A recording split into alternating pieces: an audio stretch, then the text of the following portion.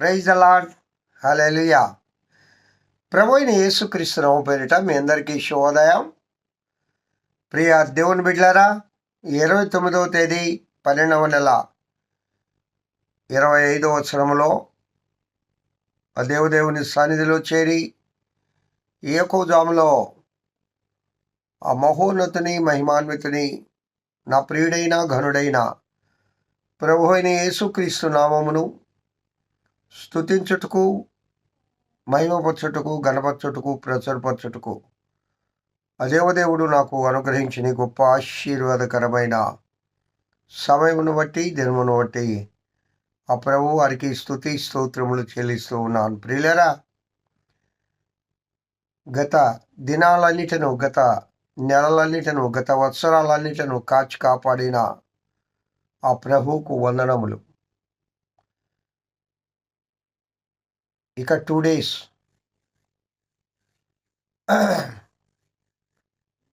29వ తేదీ 30, 31 నూతన సంవత్సరంలోకి అడుగిడబోతూ ఉన్నాం.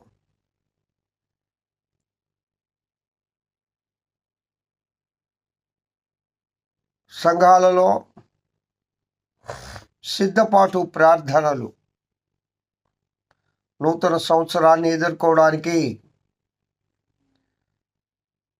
సిద్ధపడడం, ఉపవాస ప్రార్థనలు ఏర్పాటు చేసి ఉన్నారు. మా సంఘంలో కూడా ఈ దినము, రేపు ఇట్లా 31వ తేదీ 3 దినాలు నూతన వత్సరమును ఎదుర్కోవడానికి సిద్ధపాటు ప్రార్థనలు మరియు ఉపవాస ప్రార్థన. మనల్ని మనం సిద్ధపరచుకోవాలి, రెడీ టు గో అన్నట్లుగా మనల్ని మనం సరి చేసుకోవాలి అంటాను నేను. దేవునికి ఆయాసకరమైన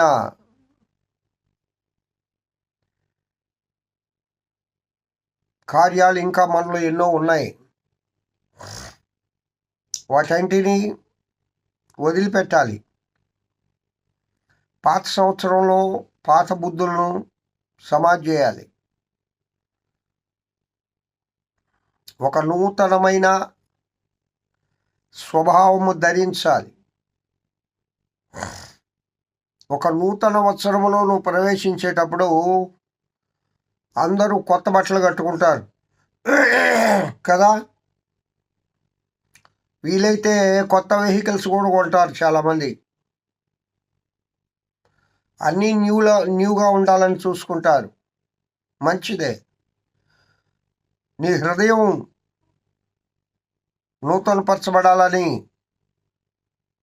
చూస్తున్నావా? నీ హృదయం నూతనపరచబడాలి. ఆ దేవదేవునికి నీ హృదయం నూతనంగా కనిపించాలి. ఘోరమైన వ్యాధి గలది. ఈ వ్యాధిని తీసేసుకోవాలి. బైబిల్లో రాయబడిన మాట ఘోరమైన వ్యాధి అంటే అది చాలా భయంకరమైన వ్యాధి. అది నీ చేత కాదు, నువ్వు తీయలేవు, నువ్వు నయం చేయలేవు.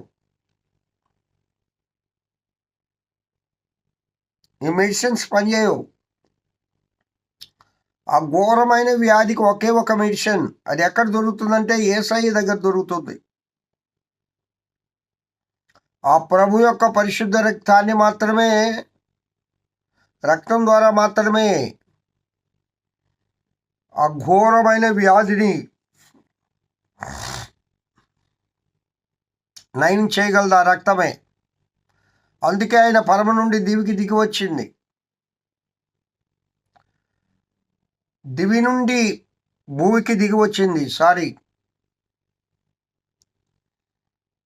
అదే క్రిస్మస్ పండుగ అని మనం లోకమంతా చేసుకున్నారు నిన్నటి వరకు. ఎందుకోసం రావాల్సి వచ్చింది? నీ హృదయంలో ఉన్న ఘోరమైన వ్యాధిని తీసివేయడానికి, నిన్ను పరిశుద్ధపరచడానికి, నిన్ను పవిత్రపరచడానికి, నిన్ను పరిశుద్ధురాలుగా, నిష్కళంకమును, నిష్కపటమును, మచ్చ అయినను, ముడత అయినను, డాగు అయినను అట్టిది మరి ఏది లేకుండా ఆయన ఎదుట నిలబెట్టుకోవడానికి ఒక వధువు సంఘంగా, ఒక నిష్కల్మషమైన ప్రియురాలుగా ఆయన ఎదుట నిలవబెట్టుకోవడానికి ఆయన తన పరిశుద్ధ రక్తాన్ని కార్చాడు. హృదయము బహు ఘోరమైన వ్యాధి గలది. ప్రియులరా, ఈ ఘోరమైన వ్యాధిని పోగొట్టుకోవాలి మనం.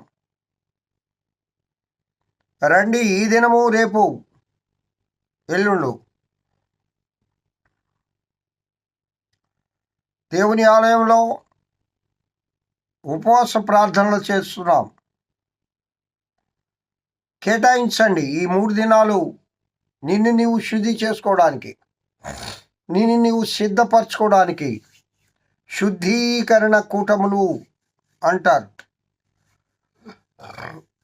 మనము ఈ పండగ వస్తే ఇంటి శుద్ధి, పంటి శుద్ధి, ఒంటి శుద్ధి, ఈ 3 ఉంటాయి. హృదయ శుద్ధి ఉండాలి. హృదయ శుద్ధి గలవారు ధన్యులు, వారు దేవుని చూచెదరు అని రాయబడి ఉంది కదా.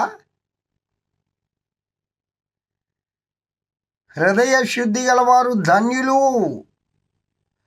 మరి మన అందరం ధన్యులుగా ఉండాలా వద్దా? మనమందరం ధన్యులుగా కనబడాలా వద్దా? మనమందరము ప్రభు సన్నిధిలో ధన్యులుగా కనబడాలి అంటే మన హృదయము శుద్ధ హృదయం కలిగి ఉండాలి. ప్రియా దేవుని బిడ్డలారా, మనల్ని మనం సిద్ధపరచుకోవాలి. మనకు తెలుసండి, ప్రతి ఒక్కరికి వారి విశ్వాసం ఎంతో, వారు ఎంత ప్రార్థనా పరులో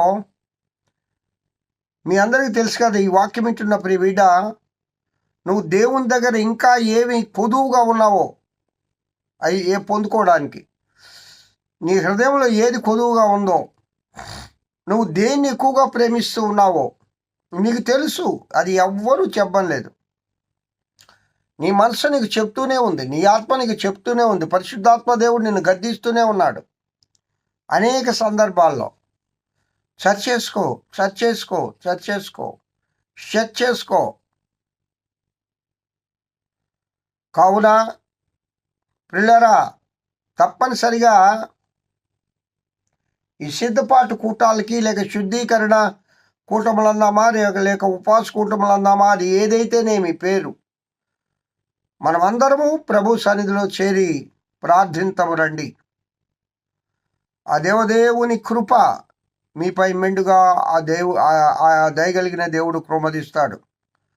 నూతన సంవత్సరాన్ని నూతన స్వభావంతో ఎదుర్కొందుముగాక.